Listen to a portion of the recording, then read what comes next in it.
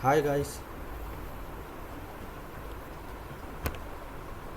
previous video we learn about let variable let.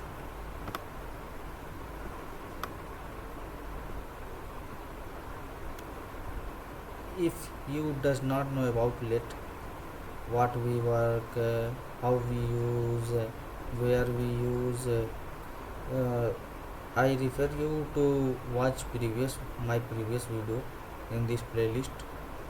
It is very helpful for you because let is mostly used in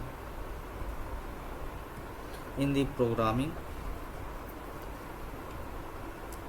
In this video we will start about const. What is const and why should we use const? If you watch previous video, then const is way fully understand. Let's continue. तो आज की इस video में हम const के बारे में पढ़ेंगे। कॉन्स्ट होता क्या है, उसका यूज़ हम कैसे करते हैं। अगर आपने पिछली वीडियो देखी होगी तो ये वीडियो आपको एकदम अच्छे से समझ में आएगी, क्योंकि लेट के बाद ही कॉन्स्ट आता है। तो अगर आपने पिछली वीडियो नहीं देखी तो प्लीज़ पिछली वीडियो देखें। उससे पहले आपसे एक छोटी सी गुजारिश है कि आप चैनल को सब्सक्राइब करना ना भूलें और बेल आइकन को प्रेस करें ताकि हमारी आने वाली वीडियो आपके पास सबसे पहले पहुंचे। तो चलिए शुरू करते हैं बिना टाइम वेस्ट किए। आज की इस वीडियो में हम सीखेंगे कॉन्स्ट के बारे में। कॉन्स्ट होता क्या है। Const in JavaScript use to declare constant. अगर हमें कांस्टेंट डिक्लेयर करना है तब हम कॉन्स्ट का यूज़ करते हैं। जब आपको कोई ऐसी चीज़ स्टोर करनी हो जो कभी बदलेगी नहीं तो कॉन्स्ट यूज़ करते हैं। चलिए एग्जांपल के साथ देखते हैं। Let's comment out.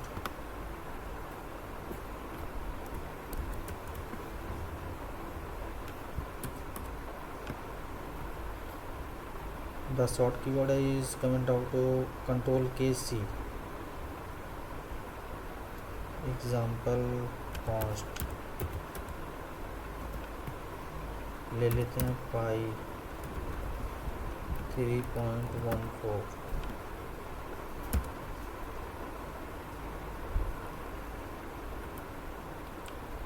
ये हो गया हमारा कांस्टेंट वैल्यू, हमने ले ली कांस्ट।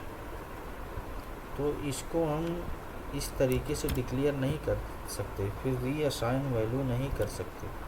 देख रहे हैं 3.14, ये वैल्यू असाइन करने में हमें कोई मतलब इसके अंदर हमारी वैल्यू यही आएगी, ये नहीं आएगी। समझ रहे हैं। इफ़ एनी अदर यूज़ कर रहे हैं, अगर हम कोई और कॉन्स्ट ले रहे कॉन्स्ट, तब इधर आएगी। देख रहे हैं।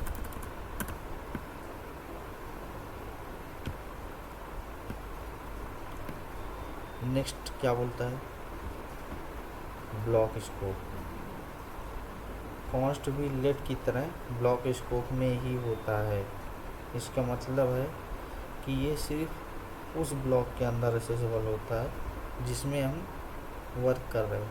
कैसे, यहाँ ले लेते हैं हम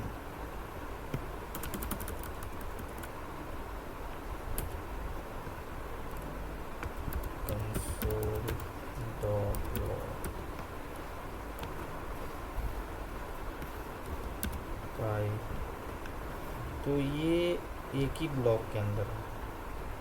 अगर हम ऐसे करके इसके अंदर पाई इक्वल टू 425 कुछ भी वैल्यू ले ले तो क्या ये वर्क करेगा? बताइए गाइस, ये वर्क नहीं करेगा क्योंकि ये ब्लॉक के बाहर हो रहा। हालांकि लिखने में कोई एरर नहीं आएगी, लेकिन ये वैल्यू चेंज नहीं होगी क्योंकि ये ब्लॉक के बाहर हम एक ही बार वैल्यू असाइन कर सकते कॉन्स्ट में। आगे क्या बोल रहा है देख लीजिए आप, कैन नॉट बी री डिक्लेयर, हम इसको दोबारा डिक्लेयर नहीं कर सकते। समझ रहे हैं? एक एग्ज़ाम्पल बताता हूँ मैं रियल लाइफ का। सोचिए आपका आधार नंबर है, ठीक है, एक बार मिल गया, ज़िंदगी भर वही नंबर रहेगा। हाँ, लेकिन हम उसमें क्या चेंज कर सकते, उसका नाम चेंज कर सकते, एड्रेस चेंज कर सकते, कुछ भी चेंज करवा सकते, लेकिन हम नंबर जो हमारा नंबर मिला आधार नंबर वो चेंज नहीं हो सकता। तो उसी तरीके का कॉन्स्ट है। कॉन्स्ट में जो वैल्यू एक बार हमने वेरिएबल ले लिया वो वेरिएबल हम चेंज नहीं कर सकते। समझ रहे हैं गाइस? हाँ, वैल्यू रीअसाइन कर सकते। क्या बोल रहा है? Can not be reassign, value भी रीअसाइन नहीं कर सकते, लेकिन कुछ कुछ केसों में कर सकते हो, आगे हम बताएंगे कैसे। एक इम्पॉर्टेंट रूल समझ लीजिए, जब आप कॉन्स्ट यूज़ करते हो तो तुरंत वैल्यू असाइन करनी पड़ती है। समझ रहे हैं?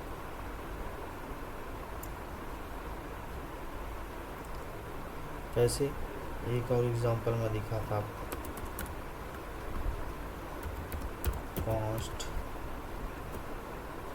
यक्स ले लेते हैं, तो ये हमने वैल्यू असाइन नहीं की तो ये एरर आ रहा है, देख सकते हैं आप। हमें डायरेक्टली वैल्यू असाइन करनी पड़ती है। अब 10 ले लिए, अब नहीं एरर आएगी, क्यों? क्योंकि हमने वैल्यू असाइन कर दी। समझ रहे हैं? नेक्स्ट क्या बोलता है, value must be assign during declaration, वही किया हमने। एक और एग्जांपल है, मैं आपको बताता हूँ।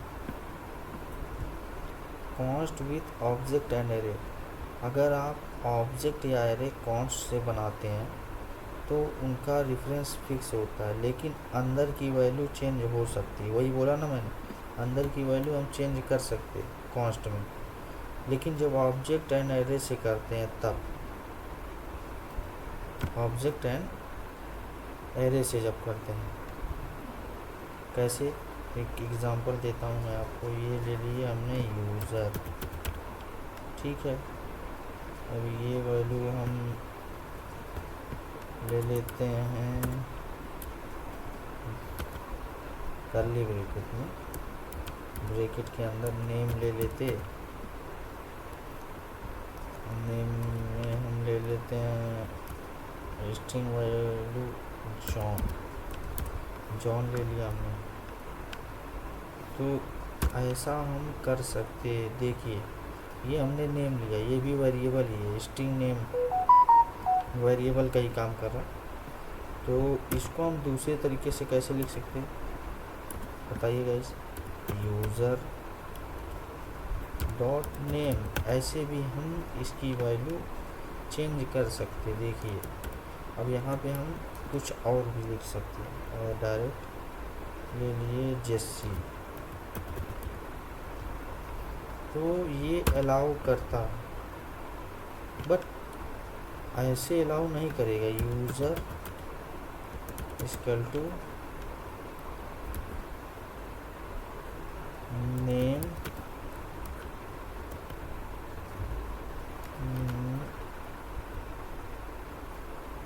माइक, ये हमारा एरर देगा। रन करने पे ये वैल्यू हमें एरर देगी। कैसे, ये वैल्यू हमें एरर देगी। चलिए मैं आपको रन करा के दिखाता हूँ।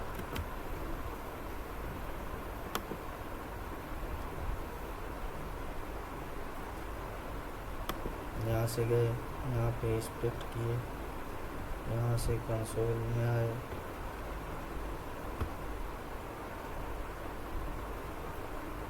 सॉरी गाइस, ये वैल्यू हमने रन नहीं की, ये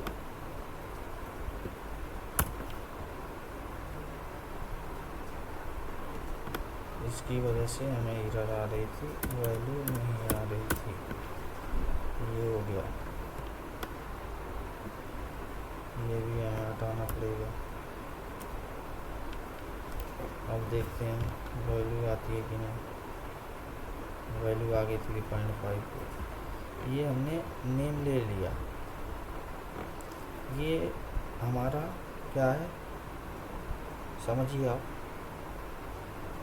ये एरे ऑब्जेक्ट एंड एरे का काम कर रहा है। तो इसको हम डायरेक्ट पुट कर सकते हैं। ऐसा वैल्यू शो नहीं कर रही है क्योंकि हमने वैल्यू का नेम अंदर ले लिया, वेरिएबल अलग ले लिया है, स्ट्रिंग वेरिएबल ले लिया, तो इसकी वजह से वैल्यू शो नहीं कर रही। हाँ, एक और चीज़ मैं बता देता हूँ, आपने देखा होगा यहाँ पे हम ले लेते हैं const variable block scope, const ले लेते number equal to 5, console dot log num. ये देख सकते हैं वैल्यू कितनी आ रही है 5, क्योंकि हमने ब्लॉक स्कोप के अंदर ली। अगर इसको मैं कमेंट आउट करके ब्लॉक स्कोप के बाहर ले रहा हूँ,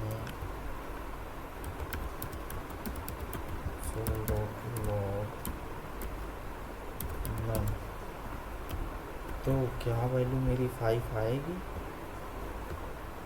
देख रहे हैं, अनकाच रेफरेंस नॉट इज डिफाइंड, मतलब वैल्यू डिफाइन नहीं की गई। समझ रहे हैं? ये हमारा होता है कॉन्स्ट।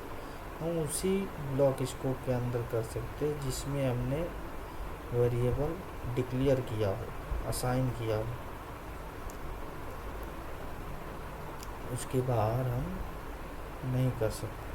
हाँ, ये हमने अगर इसको हम console dot log user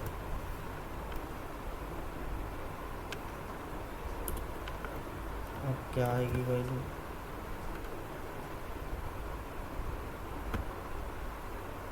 name जेसी आ रहा है, ठीक है। क्या आ रहा है? नेम हमने जेसी बदल दिया, ठीक है। नेम यहाँ भी लिया, यहाँ भी, तो हम ऐसे कर सकते हैं। हमने जेसी लिया, जेसी चेंज कर दिया, तो इस तरीके से हम कर सकते हैं। तो आज के लिए इतना ही। अगर वीडियो अच्छी लगी हो तो प्लीज़ लाइक करना ना भूलें। मिलते हैं अगले वीडियो में। Thank you very much.